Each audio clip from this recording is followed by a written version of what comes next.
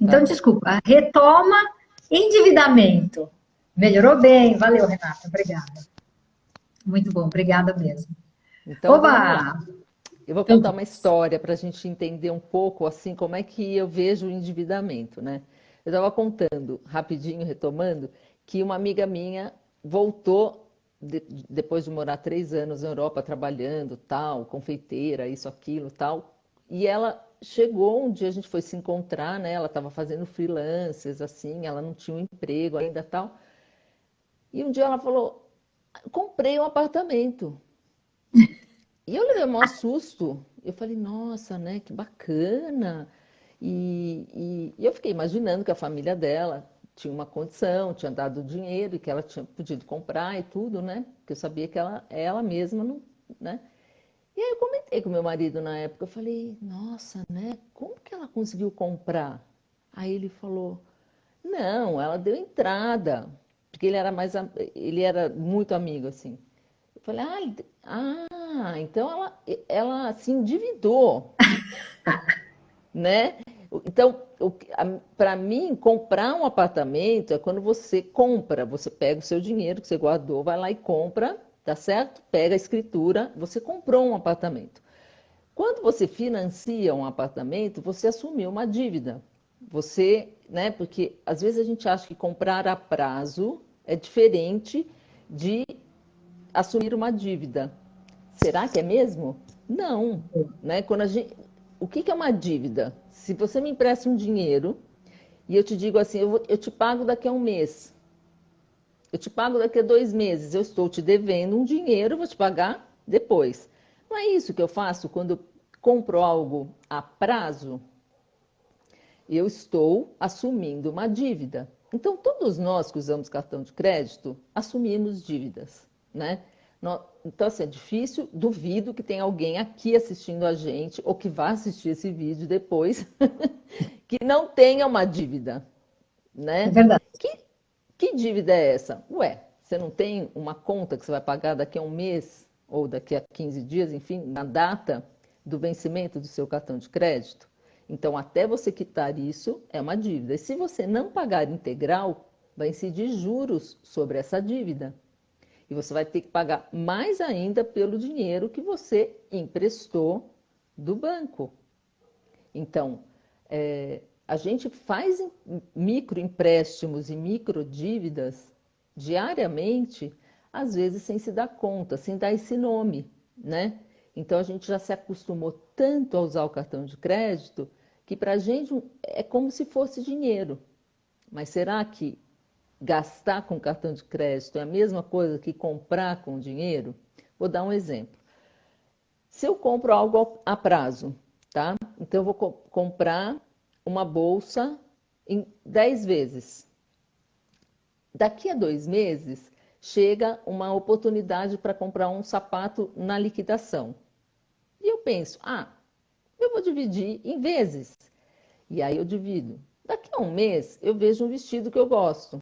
E eu falo, bom, vou comprar em vezes. E quando eu vejo, esse em vezes, né, vai se acumulando e eu vou tendo quase que uma cota mensal de cartão de crédito em relação às compras que eu fui fazendo.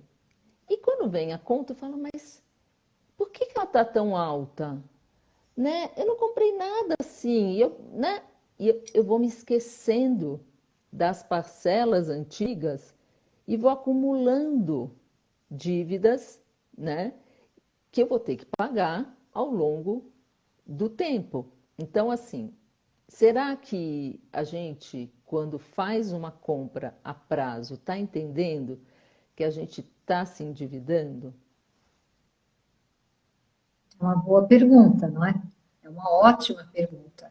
Aliás, esse exemplo que você deu sobre se alguém pede dinheiro emprestado, tem muita gente que a gente vai falar sobre dinheiro e a pessoa diz: eu não peço dinheiro emprestado de jeito nenhum, mas ela não percebe que ao usar o cartão de crédito, ela está pedindo emprestado. Tem alguém pagando adiantado para ela, que é toda toda a equipe do cartão de crédito ou um banco, você está pedindo emprestado, né, para o cartão de crédito. E um mês depois você é obrigado a pagar essa dívida. Tanto é que o cartão de crédito seria excelente se ele fosse usado para organizar os pagamentos, não para deixar uma dívida para o mês que vem, né, Dê? Exatamente. Você sabe que Pois eu é. queria contar uma outra história, porque o Oba! problema não é quando a gente faz uma compra, né? Eu tenho uma amiga que ela começou, ela teve um problema emocional muito, assim, uma decepção amorosa muito grande. Ela ficou solitária e ela começou a comprar compulsivamente pela internet. Era como se ela dizia assim: eu não consigo não comprar, parece que eu vou me compensando pela dor que eu estou sentindo quando eu compro alguma coisa. Mas quando a coisa chega, aquilo já perde a graça e eu preciso comprar mais. Eu sei que ela foi fazendo dívida em cima de dívida, até que chegou uma hora que ela estava com super endividamento, né? Porque ela pegou um empréstimo para pagar a dívida, porque ela não podia pagar, aí ela foi acumulando, né? Aí ela não dava conta de pagar a parcela do empréstimo, ela fez um outro empréstimo, então foi acumulando parcelas, chegou uma hora que ela estava nessa situação de superendividamento, acabou ficando com o nome sujo e ficou numa situação muito difícil. E isso é um problema que muitas pessoas acabam passando, ou seja, um problema emocional que gera um comportamento financeiro irracional, de quem eu diria, né? Ou seja, a pessoa deixa de pensar, ela começa a agir no sistema um por impulso. Ela vai o tempo todo seguindo um impulso, que é um impulso de aproveitar uma oferta, de não perder uma chance. E ela, com isso, sem perceber e sem fazer conta, acaba se super endividando. Eu estou falando essa coisa de sem fazer conta, né? Porque quando a gente faz conta, a gente se protege, né? Quando a gente pensa assim, bom, peraí, eu ganho tanto. Quanto que eu tenho de saldo? Ah, eu tenho tanto de saldo. A maioria das pessoas não anota, né, no canhoto do cheque. Hoje a gente não usa mais cheque, mas enfim, a gente tem que ter um lugar onde a gente anota, né, quanto a gente gastou no dia. Como assim no dia? Todo dia tem que anotar? Tem que anotar todo dia, né? No dia seguinte você não vai lembrar. Você não vai lembrar da coxinha que você pagou para o seu filho, você não vai lembrar da padaria que você foi, o quindim que você comprou para levar para o seu pai, né? Então, tem várias coisas que você compra distraidamente, né? E se você não anotar e não fizer a conta, chega no final do mês, você tem uma conta de cartão de crédito para pagar que você não reconhece, né? E você vai, às vezes, gastando mais do que você pretendia gastar. Só de eu gastar mais do que eu pretendia gastar, eu já não estou mais com a rédea da minha vida financeira na mão, não é? Perfeito. Então, seria muito importante anotar, fazer conta, né? Não precisa ser assim uma planilha de Excel, mas ter lá os números, ter uma soma, poder contrabalançar ganhos e perdas. Hoje os bancos estão ajudando a gente, eles já mostram, não, esse mês você ganhou mais do que você gastou e tudo mais. Você tem várias ajudas hoje em dia para você manter a sua vida financeira em dia. Mas a gente precisa fazer a nossa parte, ou seja, a gente precisa se defender, né? A gente é o maior interessado em ter o dinheiro trabalhando para a gente, ao invés da gente ficar trabalhando para o dinheiro, para os bancos. Porque quando a gente se endivida e começa a acumular multas e juros, é a gente que está trabalhando para o banco.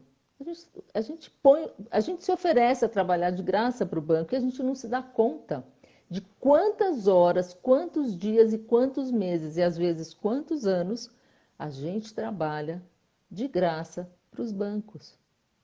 E uma coisa que é importante é os bancos, há hoje vários aplicativos para ajudar mesmo no controle financeiro, mas eles são ferramentas, né? Toda ferramenta requer que você crie uma afinidade com ela. E se você não tiver, não tem problema. Papel e caneta serve. Já que não tem o canhoto do cheque, porque hoje em dia a gente raramente usa cheque, é uma mudança de geração, dos tempos, né?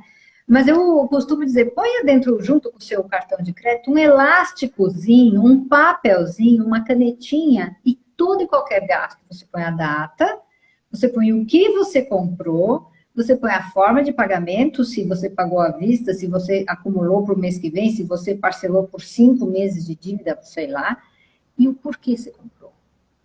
Imagina isso, você no final do dia fala, caraca, eu comprei isso, eu precisava mesmo, será? Você fazer um exercício de reflexão sobre o hábito, o que aconteceu aquele dia. Ao longo de uma semana, talvez você se surpreenda. Ao longo de um mês, talvez se surpreenda mais ainda. Agora, a ferramenta, ela não substitui a tua atenção, a tua dedicação para o tema. E isso que você falou, de uma pessoa que passou por uma desilusão, né, por um confronto. E, gente, imagina qualquer coisa altamente frustrante ou estressante. Isso pode ser o gatilho que dê um comportamento desse. Quer dizer, a pessoa vai, ela tentava se consolar com uma compra, mas a gente está falando de uma dor afetiva. Lógico, vem ali o sapato, o vestido, ou seja, o que for, não resolve a dor afetiva. Então, assim que chega, ela cai na dor de novo e compra outra vez. Às vezes a compulsão pode ser de outro tipo. Pode ser por comida, existe também, não é fome que se tem. Então, a necessidade da compra, ela passa por um outro registro, ela é uma necessidade de consolo, ela é uma necessidade de quê? De mostrar que eu posso, ela é uma necessidade de status, ou eu estou fugindo de mim mesma porque eu estou fazendo compras em cima de compras. Agora, há uma consequência prática muito palpável, que é cavar uma situação de muita escassez financeira para o futuro e talvez de miséria, se você não pegar o freio dessa história, tipo, já, né? Tipo, já. Não é isso, Deus? Sim, e você sabe que um dos maiores problemas quando a gente tem uma dívida é não querer falar sobre dinheiro, é Perfeito. não querer olhar para o problema. Muitas emoções acompanham o endividamento. A vergonha, o medo, que paralisa. A vergonha faz a gente esconder, não ter coragem de conversar com as pessoas. A gente não consegue pedir ajuda, porque a gente está com vergonha. E a gente não consegue nem resolver o problema, porque a gente tem vergonha, às vezes, até de perguntar para alguém que entende como é que faz para resolver. Então, às vezes dá muita raiva, às vezes a pessoa se sente muito triste e entra numa depressão por não ver uma saída. Às vezes a pessoa se sente um fracasso e isso faz com que a pessoa se isole das outras pessoas, cria um problema assim, de sociabilidade. A pessoa começa a evitar as pessoas e não consegue resolver o problema. Então, a coisa mais importante para a gente resolver um problema é a gente poder trocar ideia, né? A gente poder perguntar para alguém que entende, poder buscar ajuda, principalmente quando a gente não vê uma saída, não consegue resolver sozinho. Claro que existem dois tipos de dívida, né? Tem aquela dívida quando a gente realmente está ganhando muito menos do que o que a gente precisa para fechar a conta do mês. E tem aquela dívida que é por uma compulsão, uma distração, ou porque eu caio nos gatilhos, né? Então, assim, se os meus amigos me convidam para sair e eu não tenho dinheiro para pagar minha parte, eu não resisto, eu fico pensando, pô, se eu não for, o que vão pensar de mim, que eu sou um chato, tal. Eu acabo indo, acabo gastando um dinheiro que eu não poderia, que eu sei que não cabe no meu orçamento. E desses pouquinhos que a gente, ou alguém faz aniversário e eu acho que eu tenho que dar um presente, eu não tenho dinheiro para dar presente, mas eu vou lá e dou, porque é um compromisso social que eu tenho. Chega o Natal, né? E lá se vai o meu 13º. E se eu sou autônomo, não tenho 13º e não tenho paciente para atender em janeiro, como é que eu faço? Né? Os autônomos têm ainda esse outro problema.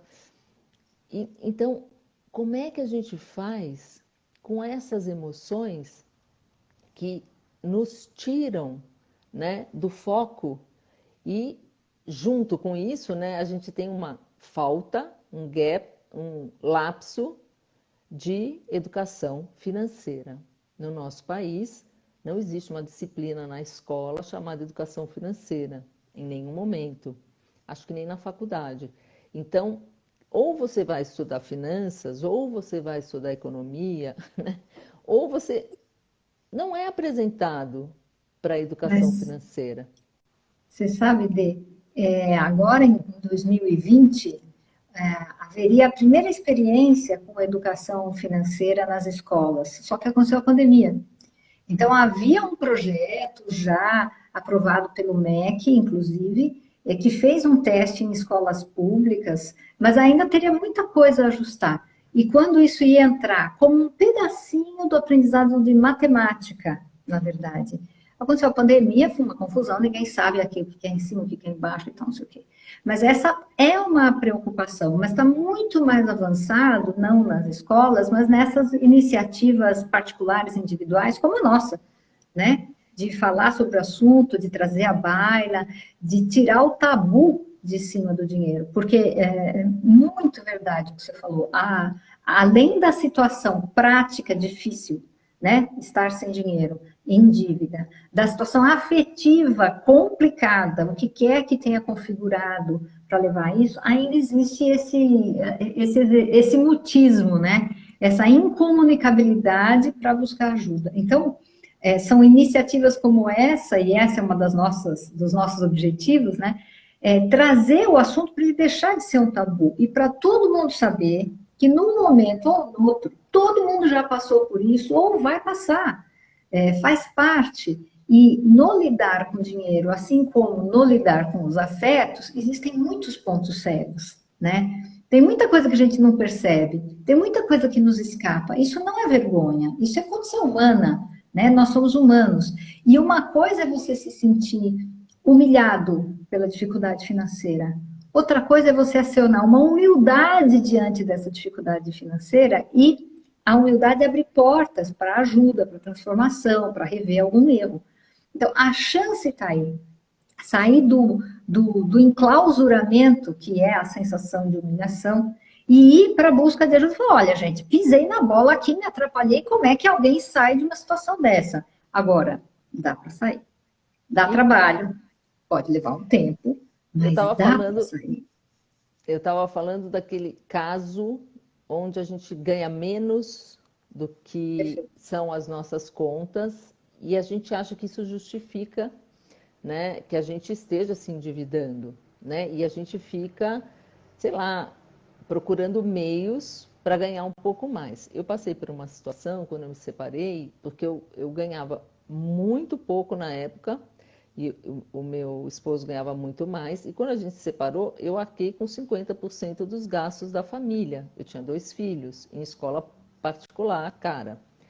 E, e assim, efetivamente eu não conseguia dar conta, mas eu pagava as contas.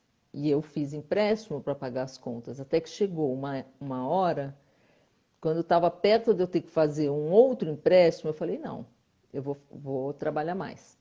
Cheguei a trabalhar 72 horas por semana para dar conta de pagar todas as minhas dívidas, né?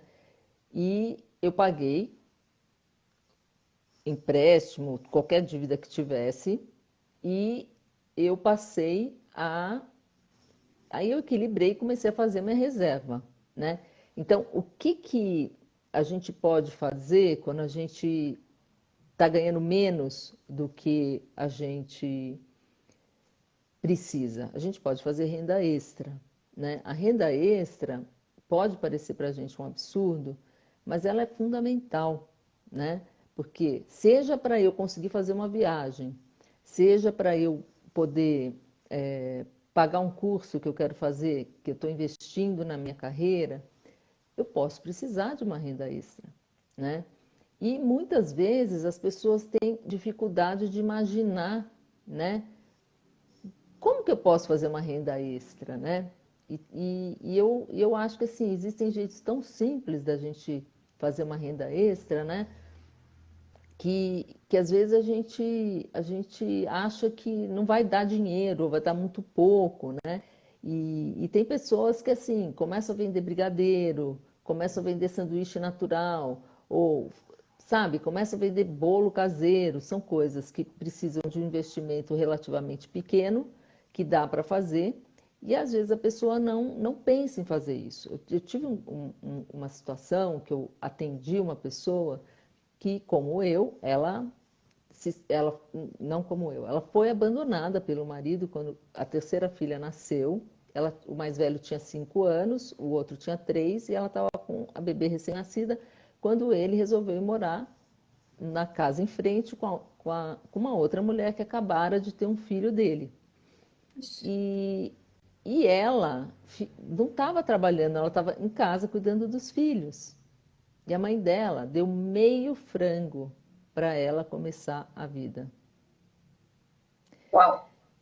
Quando ela me contou essa história, eu comecei a chorar, né? Porque eu falei, gente, o que que eu faria com meio frango para começar a vida? A frase dela me pegou de um jeito assim. E ela fez coxinha e foi vender na rua, porque ela não tinha onde vender. E ela passou muitos meses sustentando a família com o dinheiro que ela foi ganhando a partir desse meio frango. Essa é uma história que eu acho que é muito inspiradora para a gente, né? Porque, sim, a gente chega no fundo do poço às vezes. E a gente, às vezes, só depende da gente, né? E quem está em volta da gente, às vezes, não tem como ajudar. Então, assim, eu acho que eu trouxe uma situação mais pesada, mas é para ilustrar como, com criatividade e com atitude, a gente consegue transformar a vida da gente. Essa pessoa hoje, ela fez faculdade, ela formou os 3 filhos. A filhinha, que era recém-nascida, hoje é psicóloga. Então, assim, é uma história muito linda, né? É muito emocionante. Você sabe, você me lembrou, tem muitas histórias em que as pessoas estão no limite e vem uma inspiração, né? Vem alguma coisa e gera um outro rumo, né? Eu estou participando daquele programa agora que são elas, né? E nelas tem uma das meninas, são todas ótimas, né? Mas a Val tem uma história de vida que me impactou quando eu ouvi, é mais ou menos é similar ao que você está contando, mas imagine alguém que está desempregado, com crise de casamento, com obesidade, devendo 60 mil reais, acho que era mais ou menos isso, e 17 reais na carteira. E aí ela estava pensando em dar cabo da vida. Ela estava nessa quando ela vê na internet um acaso, alguém dizendo que fez dinheiro vendendo brigadeiro. Ela tinha 17 reais na carteira, foi ao supermercado, comprou os ingredientes para fazer uma receita de brigadeiro, fez tudo bonitinho e falou assim: bom, eu vou tentar vender. Se eu não vender, eu como. Saiu na noite paulista, nessa fase que não tinha pandemia e que o pessoal estava nos bares, bebendo e tal. Foi lá umas 11h30, mais ou menos, da noite, fez o brigadeiro, foi lá, 11h30, voltou para casa com mais de 100 reais. Foi ao supermercado de novo, fez de novo uma receita de brigadeiro, foi vender outra vez. Ela passou a noite vendendo brigadeiro. E ela percebeu que dava para fazer dinheiro. Ela chegou a fazer 6 mil, 7 mil reais de brigadeiro por dia, abriu uma empresa de brigadeiro. Aí ela cansou passaram-se os anos, ela cansou de fazer brigadeiro, ela virou palestrante motivacional. A história dela chegava na frente. Bom, ela se separou, ficou muito bem, obrigado, fez um regime, cuidou da saúde, enfim. Ela deu uma virada que quando ela contou essa história, eu quase caí da cadeira ali no meio do programa. Eu falei, não é possível, não precisa falar mais nada, só com essa história tá tudo dito. Mas o que eu achei muito bonito, Ela viu alguém dizendo que dava. Quando ela ouviu alguém dizendo que era possível, ela falou, será que eu não consigo? É um pouco esse o recado que a gente quer dar, né? De um lado, cuide das dívidas, de outro, e se for possível você sair disso? E se tiver um caminho? Não é isso? Para você encontrar esse caminho, você precisa procurar, você precisa conversar, você precisa digitar lá no YouTube, procurar, né? Assim, como vencer o endividamento, como pagar dívidas, como sair do Dicas de renda endividamento. extra, né? E a essa altura tem bastante profissionais, né? Você tem os educadores financeiros, os planejadores financeiros, os psicólogos que estão já lidando com essa área também para poder contar, mas a verdade é essa. Você falou tudo. Não fique. Tinha um professor que falava assim: pode ficar deprimido, mas não dentro do quarto. Vai ficar deprimido andando na rua, conversando com um amigo. Fica deprimido ao sol, não debaixo da cama. Mas eu acho que tem algumas dicas que a gente poderia dar, né, em relação a isso, que são muito importantes. Por exemplo, a primeira delas é, se eu estou precisando segurar o dinheiro, talvez seja melhor eu nem sair com cartão de crédito, né? Eu vou Perfeito. sair com um dinheirinho, que é aquele dinheiro que eu tenho para gastar hoje na padaria ou no supermercado. Eu posso não ter vários cartões de crédito, eu posso ter só um. E eu posso ter um cartão de débito, porque se eu uso o cartão de débito separado do cartão de crédito, eu só vou gastar o que eu realmente tenho. E eu não vou empenhar o salário ou o dinheiro que vai entrar depois, que eu ainda não tenho. E que eu não tenho, às vezes, certeza se vai entrar. Então, esses cuidados ajudam muito a gente a frear o gasto. Por exemplo, se eu deixo um cartão de crédito salvo num site de compras, que é muito tentador para mim, a chance de eu ter um gasto num clique é muito grande. Então, seria melhor eu não deixar cadastrado. Quer salvar? Deseja salvar os dados para uma próxima compra? Não, não desejo, né? Então, mas eu vou perder tempo. Vai perder tempo. Tempo é dinheiro, mas dinheiro é dinheiro também, né? Então, você vai deixar de gastar, você vai ganhar tempo e dinheiro, não vai perder tempo. Bom, então, outra coisa é fazer conta, né? É a gente realmente acompanhar. E a gente ter orgulho de quando chega a conta do cartão de crédito, a gente fala, é isso mesmo. Já aconteceu comigo de chegar uma conta de cartão de crédito e eu falar, não reconheço. Liguei no cartão de crédito com o número, o valor final. Não olhei tudo. Liguei, escuta, que valor é esse? Você reconhece tal compra? Sim, sim, sim. Não, essa compra eu não reconheço. Essa compra eu não reconheço. Foi cancelado meu cartão de crédito e a gente foi.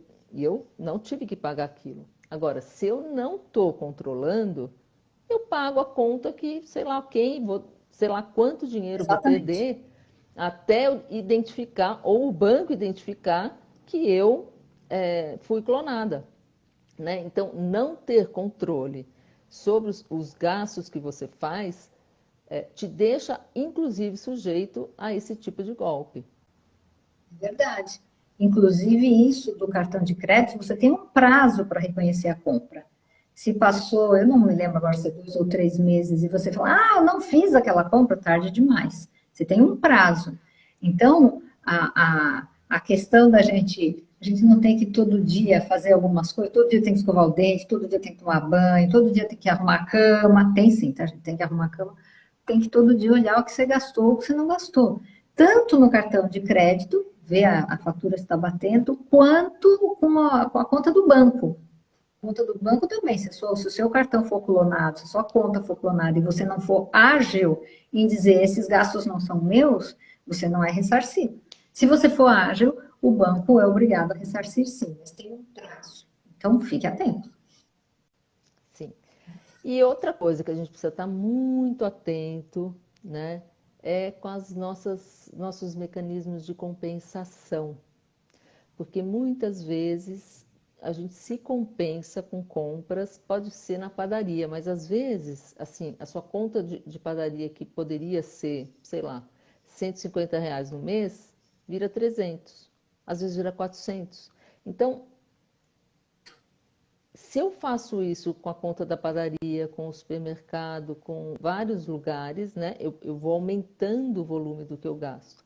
Então, quem ganha muito bem não se preocupa tanto com esses miúdos, mas a maioria das pessoas não ganha muito bem. Então, nós estamos falando aqui para a maioria das pessoas, para aquelas pessoas que realmente precisam cuidar do quanto gastam para não se endividarem.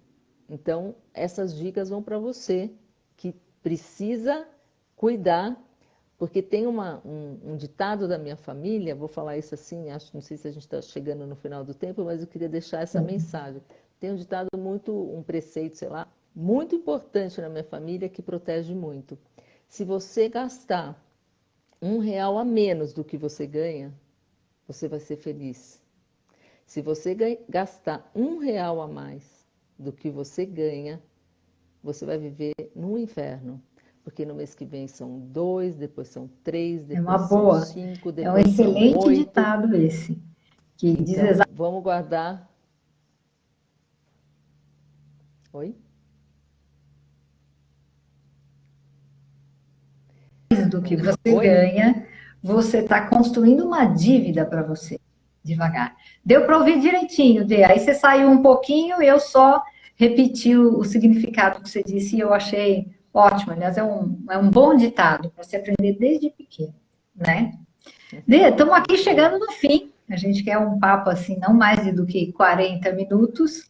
Então, palavras finais agora, né? Estamos encerrando aqui. O ditado da sua família caiu super bem. Eu vi que você teve dificuldade aí de novo, né? Você quer dar um recadinho final? Como você quer encerrar o nosso papo? Bom, eu deixei o meu recado final é isso. Gaste R$ 1 a menos do que você ganha e você Perfeito. será feliz. Perfeito. Pessoal, aqui a gente encerra a nossa live, que começou de um jeito um pouco original aqui, mas a gente pretende voltar aqui às quintas-feiras, a gente ainda vai marcar uma data para continuar falando desse assunto para vocês, sempre de uma maneira leve, mas com muita verdade no que está acontecendo. Então, muito obrigado aí a presença de vocês, obrigado, Dê. Vamos lá, um bom descanso para todos Beijo. e nos vemos adiante. Tchau, tchau. Tchau.